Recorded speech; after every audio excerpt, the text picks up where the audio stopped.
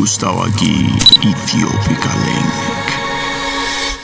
እሺ አንድ የከተማችን ድርጅት ባልታሰበ ዓለም አቀፍ እንግዳ ሰርፕራይዝ ተደረገ። ባልታሰበ ዓለም አቀፍ እንግዳ ሰርፕራይዝ የተደረገው ድርጅት የቱ ነው? ድርጅቱን ሰርፕራይዝ ያደረገው ዓለም አቀፍ ሰው ማን ነው ሚል ነው። በጣም ጥሩ።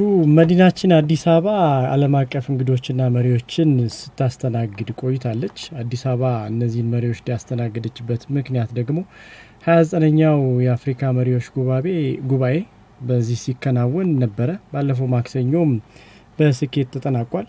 ይህ የመሪዎች ጉባኤን ለመካፈል ደግሞ የተለያዩ ሀገር መሪዎች ወደ አዲስ አበባ መጥተዋል። ከነዚህ መሪዎች መካከል ደግሞ አንዱ ለህብረቱ የ$1 ሚሊዮን እርዳታ የሰጡት የዚምባብዌው ፕሬዝዳንት ሮበርት ሙጋቤ ናቸው። ሮበርት ሙጋቤ ባለፈው ማክሰኞ ረፋድ ላይ ከ4 ሰዓት እስከ 6 ሰዓት ከ30 22 አካባቢ በሚገኘው በቅዱስ ገብርኤል ሆስፒታል ነበሩ። ሙጋቤ ወደ ሆስፒታል ያመሩት ለህክምና ሲሆን ህክምና ያስፈልገው የሰውነታቸው አካል ደግሞ ጥርሳቸው ነው ሲሉ በስፍራው የነበሩ የህክምና ምንጮች ለኢትዮፒካ ሊንክ ገልጸዋል። ሮበርት ሙጋቤ ወደ አዲስ አበባ ሲመጡ አብዛኛውን ጊዜ ጥርሳቸውን የሚታከሙ ሲሆን የሙጋቤ የጥርስ ሐኪምም ዶክተር ወንደሰን ቶሾመ ይባላሉ። ዶክተር ወንደሰን ቶሾመ ከዚህ በፊት በግላቸው በራሳቸው ክሊኒክ ይሰሩ ነበር። አሁን ከ3 አመት ወዲህ ግን በቅዱስ ገብርኤል ሆስፒታል ስራቸውን እየሰሩ ይገኛሉ። ቀደም ሲልም በዚምባብዌ በዚሁ ስራ ይሰሩ ስለነበር ከፕሬዝዳንቱ ጋር ይተዋወቁ ነበር ብለዋል እነዚሁ ምንጮች።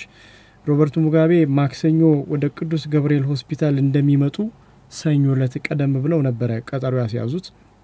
4 ሰዓት ላይ ይመጣለው፣ ስለዚህ 4 ሰዓት ላይ ስለምመጣ ለወረፋው እንዳልቸገር ካርድ ይውጣልኝ የሚል መልእክት ነበር ያስተላለፉት። ሆስፒታሉም በዚህ የቀድሞ ወረፋ ያያዝልኝ መሰረት ከ4 ሰዓት ጀምሮ ሌሎች ደንበኞች ወደ ዶክተር ወንደሰን ተሾመ ክፍል እንዳይገቡ ሲጠባበቁ ነበር። 4 ሰዓት ከ30 ላይ ግን እኚህ አንጋፋው ፕሬዝዳንት ወደ ቅዱስ ገብርኤል ሆስፒታል ደርሰዋል።